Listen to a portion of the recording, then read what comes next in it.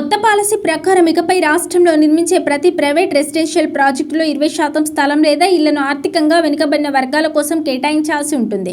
ప్రస్తుతం green area, open space కోసం 20% కేటాయింపు ఉండగా దీనికి అదనంగా మరో 20% పేదల కోసం ఇవ్వాల్సి రావచ్చు.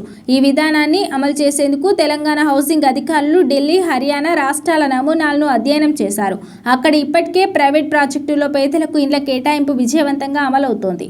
అదే తరహాలో తెలంగాణలో కూడా అమలు చేసేందుకు ప్రభుత్వం సన్నాహాలు చేస్తోంది. గచ్చిబౌలిలో గతంలో నిర్మించిన రామ్కీ ప్రాజెక్టును అధికారులు ఉదాహరణగా చూపిస్తున్నారు. ఉమ్మడి ఆంధ్రప్రదేశ్ కాలంలో అప్పటి జీవో ప్రకారం 20% స్థలం పేదల కోసం కేటాయించి సింగిల్ బెడ్రూమ్ ఫ్లాట్లు నిర్మించారు. ఇప్పుడు అదే మోడల్ను రాష్ట్ర వ్యాప్తంగా విస్తరించే దిశగా చర్చలు జరుపుతున్నారు. హౌసింగ్ శాఖ ఇప్పటికే డ్రాఫ్ట్ పాలసీ సిద్ధం చేసింది. త్వరలో బిల్డర్లతో సమావేశం ఏర్పాటు చేసి వారి అభిప్రాయాలు, సూచనలు తీసుకోనుంది. అనంతరం తుది రూపంలో పాలసీని ప్రభుత్వం ప్రకటించే అవకాశం ఉంది.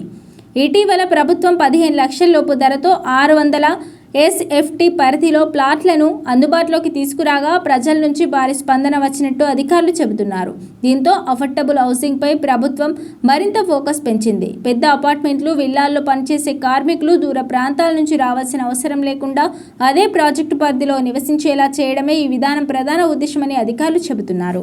ఉమ్మడి రాష్ట్రంలో అమల్లో ఉన్న నిబంధనల ప్రకారం బిల్డర్లు 20% స్థలం ఇవ్వకపోతే నిర్ణీత రుసుము ప్రభుత్వానికి చెల్లించాల్సి ఉండేది.